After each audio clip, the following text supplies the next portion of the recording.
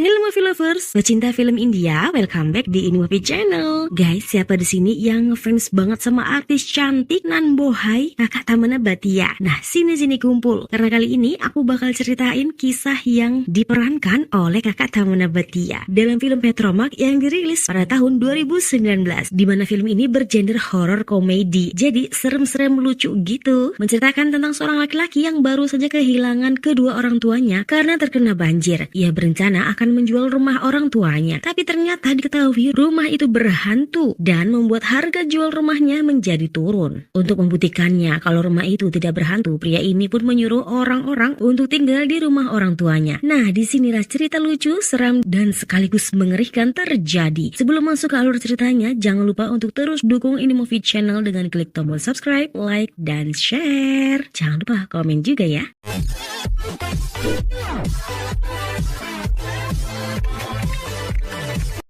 Cerita dimulai saat seorang pria bernama Saravana menonton berita banjir yang melanda Wayanad, Kerala. Saravana terlihat khawatir karena kedua orang tuanya juga ada di Wayanad. Nah, karena tak juga dapat informasi, Saravana memutuskan untuk datang ke India dari tempat tinggalnya Malaysia. Saat bertemu dengan Vetri, Saravana diajak menemui 5 mayat yang wajahnya tak dapat diketahui lagi dan hanya bisa dikenali dengan bajunya saja. Di antara 5 mayat itu, 2 di antaranya ternyata adalah orang tuanya. Esoknya, Vetri dan Saravana datang ke rumah orang tuanya yang sekarang telah kosong. Saravana memutuskan untuk menjual dan menyuruh Vetri untuk mencari pembeli. Alih-alih akan dijual, ternyata di rumah itu masih ada satu keluarga yang tinggal di dalamnya, guys. Mereka adalah sebuah keluarga yang sangat harmonis. Seorang ayah dan seorang putri bernama Mira, dengan gadis kecil bernama Niveda, juga seorang pembantunya bernama Santana.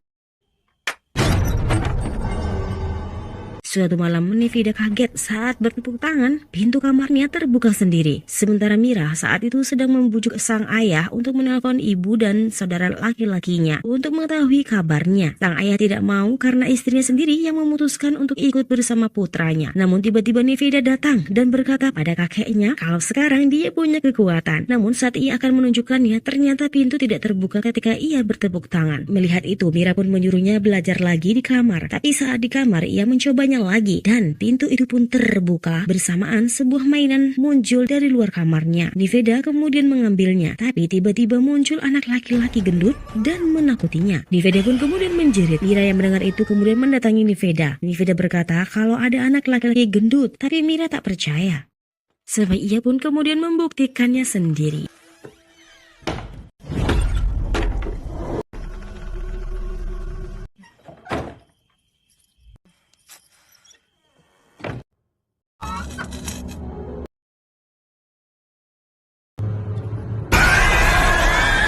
Lalu Mira pun papasan dengan Santanam dan menceritakan apa yang dialaminya. Sementara itu Niveda bermain petak umpet dengan kakeknya, tapi ia bertemu wanita gemuk dan menjerit. Kemudian mereka pun berkumpul. Namun mereka melihat satu keluarga lari ke arah mereka. Dan tak lama setelah itu, tiba-tiba pintu terbuka. Rupanya Vetri datang bersama dengan guru dan juga Ganapati. Ganapati kemudian bercerita kalau dia benar-benar melihat hantu di rumah ini saat ia dan keluarga Sundar datang untuk melihat rumah ini beberapa waktu lalu. Jadi guys, ternyata sebelumnya pria ini datang untuk mengantar satu keluarga yang akan membeli rumah itu untuk melihat-lihat. Dan kebalikannya, saat anak laki-laki gendut ini melihat Niveda, yang ia lihat adalah hantu.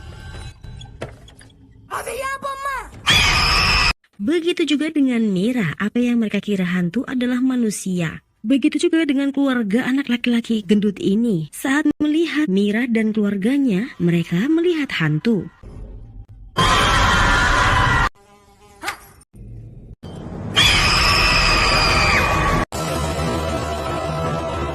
Meski pria ini sudah menceritakan, Vetri dan guru tetap tidak percaya. Tapi Vetri meminta agar Ganapati tetap menyebarkan rumor tentang rumah berhantu ini pada semua orang. Rupanya Vetri dan rekannya guru ini punya rencana licik, guys. Sementara itu sang ayah dan yang lainnya sangat sedih mengetahui ternyata mereka telah mati. Mereka bingung kalau memang mereka telah mati, lalu bagaimana dan di mana. Malam itu mereka semua sepakat sebelum mereka bertemu dengan ibunya, mereka tidak akan pergi dari rumah itu dan akan terus menakut-nakuti siapapun yang datang agar rumah itu tidak dijual. Dan esoknya Vetri kemudian mengajak Saravana bertemu dengan guru malam ini untuk membicarakan tentang rumahnya. Rupanya guru yang telah sekongkol sama Fitri, ia pun menawar rumah berhantu itu dengan murah. Namun ketika semua orang pergi, Sentil pelayan di kafe itu memberikan ide agar rumah Saravana dapat harga tinggi dengan cara membuktikan kalau tidak ada hantu di rumah itu. Dan Saravana pun setuju. Esok malamnya orang-orang Sentil pun datang. Mereka ada 3 orang pria, salah satunya adalah kameramen. Tapi masing-masing dari mereka pun malam itu ditakuti oleh hantu Mira dan keluarganya.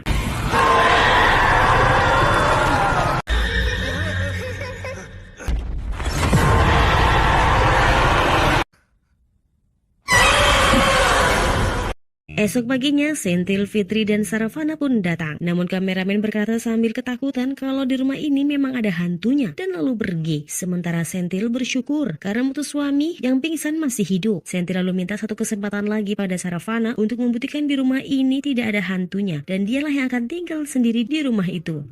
Namun saat Sentil sendiri, mutu suami terbangun dan menepukkan kedua tangannya hingga membuat Sentil jantungan, guys. Sentil lalu dibawa ke rumah sakit. Di sini Sentil bertemu dengan 2 orang yang dirawat di sana juga. 2 orang ini memiliki kisah berbeda-beda alasan mengapa mereka bisa dirawat di rumah sakit itu. Yang satu bernama Kali. Kali bercerita kalau ia begitu tergila-gila dengan sebuah film sehingga ia mulai memerankan karakter-karakter dalam film. Melihat itu, Paripurana menipunya dengan berpura-pura sebagai agen produser film dan menawarkan peran utama di filmnya. Tetapi dengan syarat Kali harus membayarnya lebih dulu. Tapi setelah menjual salonnya dan memberikan uang kepada Paripurana, ia justru tertipu. Sementara itu, pria satunya lagi bernama Nanda, guys. Ia ini tuli dan rabun senja. Ceritanya saat ia menjaga ATM, beberapa perampok datang dan ia hanya memainkan serulingnya dengan tenang. Karena ia punya rabun senja, saat malam hari pun ia merasakan takut. Untuk menghilangkan rasa takutnya, Nanda pun bermain suling. Karena hal itu, badan keamanan yang mempekerjakannya pun menyuruhnya membayar kembali uang yang hilang untuk mencegah pemblokiran dari badan tersebut.